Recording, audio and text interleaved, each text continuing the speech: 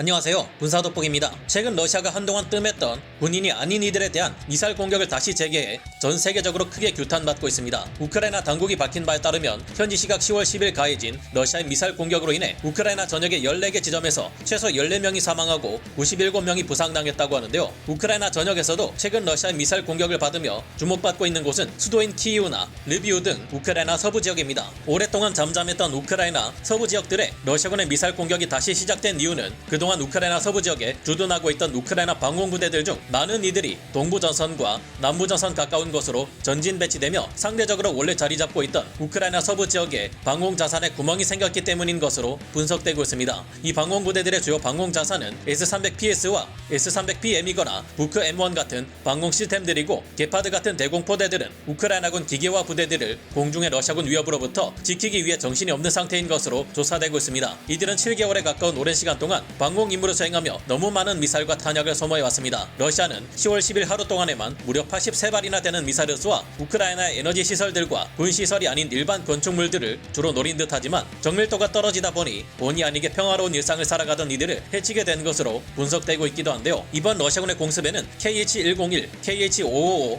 KH-22, 칼리브르 순항 미사일, 이스칸데르 M 전술탄도 미사일, 공격 드론, S-300 지대공 미사일을 지대지 공격용으로 전환한 버전까지 사용되었으며 20대 이란제 드론까지 사용된 것으로 파악되었는데요. 이 같은 공습은 최근 우크라이나 전역 사령관으로 임명된 세르게이 수로비킨의 소행이었으며 현재 그는 핵무기를 제외한 모든 무기에 대해 발레리 게라시모프 총참모장과 세르게이 쇼이구 국방장관의 승인이 없어도 사용할 수 있는 권한을 부여받은 상태라고 합니다. 10월 10일 가해진 대규모의 러시아군 미사일 공격은 역시나 10월 8일 케르치 대교에서 일어난 폭발 사건의 배후를 우크라이나라고 러시아가 규정짓고 이에 대한 보복으로서 우크라이나군 관련 전략시설이나 국가기관시설, 에너지시설 등을 노리고 시행한 것이라 밝히기도 했는데요. 러시아가 발사한 83발의 미사일을 우크라이나군 방공자산이 모두 격추시키기는 무리였으며 45발의 미사일과 17대 이란제 드론을 격추시킬 수 있었을 뿐이었습니다. 우크라이나 전역에서 수많은 러시아 공군의 전술기들과 무인기들이 격추당하고 있지만 그런 만큼 이를 격추시키는 데 쓰이는 우크라이나 방공부대의 미사일과 탄약 소모가 극심한 상황에 내몰리고 있습니다.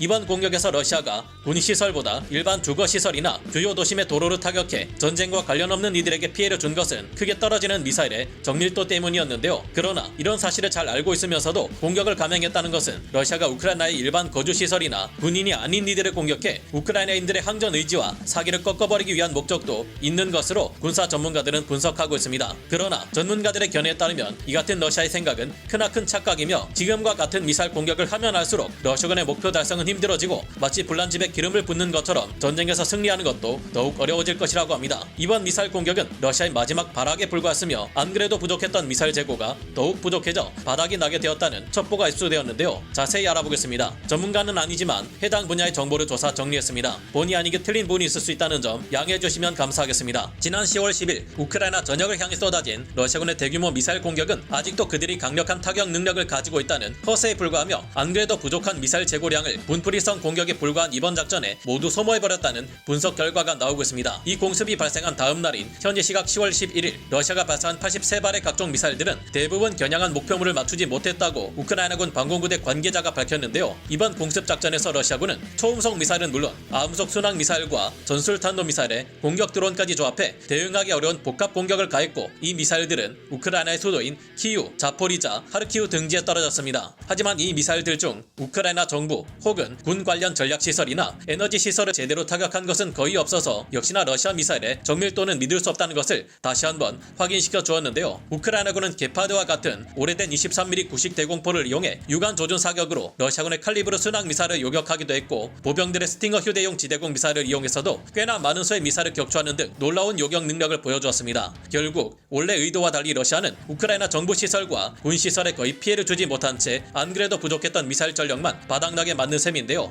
현지 시각 10월 11일 영국 정보기관 정보통신본부의 수장 제레미 플레밍 경이 이를 뒷받침하는 조사 결과를 발표하기도 했습니다. 그는 11일 열린 독립합동군사연구소 회의를 통해 러시아가 일회성 보복 공격에 불과한 이번 작전에 대부분의 미사일과 탄약을 소진해버렸다고 밝히며 푸틴이 내리는 의사결정 능력이 얼마나 부족한지가 이번 공격으로 인해 드러났다고 비판하기도 했습니다. 러시아군에게 얼마 남아있지 않은 소중한 자산인 장거리 전략 타격 자산인 각종 미사일들을 엉뚱하게 소진해버렸으니 앞으로 러시아는 전쟁을 수행하는 데 있어 더욱 큰 어려움을 겪게 될 것이라 지적한 것인데요. 러시아 측에서는 그나마 우크라이나 전역의 도심지를 타격함으로써 군인이 아닌 우크라인들을 공포에 빠뜨리고 사기를 떨어뜨리는 효과를 냈다고 생각할지 모르겠지만 이제는 이것이 얼마나 큰 착각인지 증명되고 있습니다. 개전 초기에는 어땠을지 몰라도 지난번 부차에서 러시아군이 얼마나 끔찍한 전쟁 범죄들을 대규모로 일으켰는지 두 눈 똑바로 뜨고 목격한 우크라이나인들은 러시아에 대한 저항 의지가 극도로 높아진 지 오래인 상태이기 때문입니다. 우크라이나 군과의 전투에서 밀린 러시아군이 우크라이나의 군시설이 아닌 일반 건축물들을 대상으로 전략적이고 조직적인 공격을 가하는 사례는 이번 전쟁 기간 동안 한두 번 목격된 것이 아닌데요. 그러나 과거 1940년대에 있었던 2차 세계대전 시기부터 군인이 아닌 이들을 공격하는 행위는 오히려 상대편 국가의 항전 의지만을 더욱 강화시키고 민관군의 단단한 협력만을 이끌어 전쟁 수행을 더욱 어렵게 만들 뿐이라는 것이 증명된 바 있습니다. 자유민주주의를 지향하는 우크라이나는 명분 없는 러시아의 침공에 맞서 전 국민이 강력한 항전 의지를 드러내고 있으며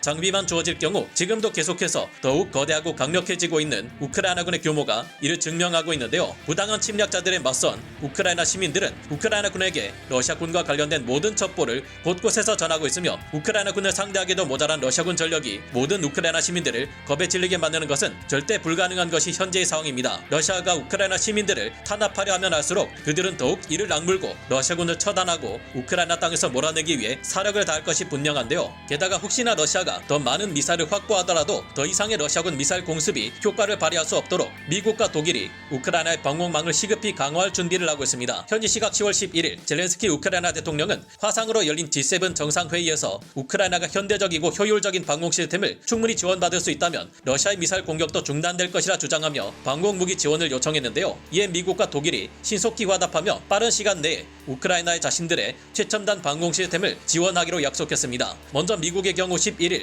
러시아의 미사일 공격에 대응하기 위한 첨단 방공 체계로 나삼스 8기를 우크라이나에 지원하기로 승인한 바 있었는데요. 존 커비 미 백악관 국가안보회의 전략소통조정관은 브리핑을 통해 이 8개의 나삼스 중 2기가 가까운 시일 내 우크라이나에 전달될 것 같다고 밝혔고 나삼스를 우크라이나에 더 빨리 지원할 수 있도록 박차를 가할 것이라는 말도 함께 전했습니다. 나삼스는 노르웨이의 콩스버그사가 전투기에 탑재되는 대표적인 중거리 공대공 미사일인 AIM-120 암람을 응용해 만들어낸 지상발사형 대공무기 시스템인데요. 지상발사형이라 사거리가 15km에서 30km 수준으로 줄어드는 것을 피할 수 없었지만 공중에서 빠르게 기동하는 적 전투기들을 잡기 위해 개발된 AIM-120 암람 중거리 공대공 미사일을 통해 개발된 방공 시스템이기에 러시아가 사용하는 각종 초음속 미사일과 아음속 순항 미사일 등을 상대로 뛰어난 요격 능력을 보여줄 수 있을 것으로 기대됩니다. 미국에 이어 독일에서도 드디어 아이리스-T SLM 방공 시스템 4대를 우크라이나에 이번 주 내로 지원하겠다고 밝혔으며 그중 일부는 벌써 도착한 것으로 알려졌는데요. 아이리스-T SLM 또한 지상발사형 지대공 미사일로서 사정거리는 12km로 짧지만 상당히 뛰어난 요격 능력을 가지고 있는 것으로 알려져 있습니다. 아이리스-T SLM 또한 본래 적외선 연령상으로 유도되는 단거리 공대공 미사일로 마하 3의 비행속도 25km의 사정거리를 가지고 있는 아이리스-T를 기반으로 개발된 지대공 미사일입니다. 독일이 개발한 아이리스-T 공대공 미사일은 기기적 주사식 128바이4 적외선 영상 탐색기를 사용하기에 안정적인 신호 영상에 따라 유도되며 초당 60도, 60G에 달하는 가공할 선회력을 가지고 있어 전투기 후방에 있는 적도 공격할 수 있는 무서운 공대공 미사일인데요. 이를 지상 발사형으로 개조한 것들 중 레이더 유도 방식으로 발사되는 것이 아이리스-T SLM인 만큼 사거리는 12km로 짧아도 높은 기동성으로 러시아의 드론이나 초음속 미사일, 아음속 순항 미사일 할 것 없이 전반적으로 잘 요격시키는 성능을 보여줄 것으로 기대됩니다. 공격해서는 안 될 이들을 공격한 러시아는 더욱 방어력이 약해진 상태에서 더욱 분노에 찬 우크라이나군에 더욱 강력해진 반격을 받게 될 텐데 조만간 어떤 소식이 들려올지가 기대됩니다. 오늘 군사 돋보기 여기서 마치고요. 다음 시간에 다시 돌아오겠습니다. 감사합니다. 영상을 재밌게 보셨다면 구독, 좋아요, 알림 설정 부탁드리겠습니다.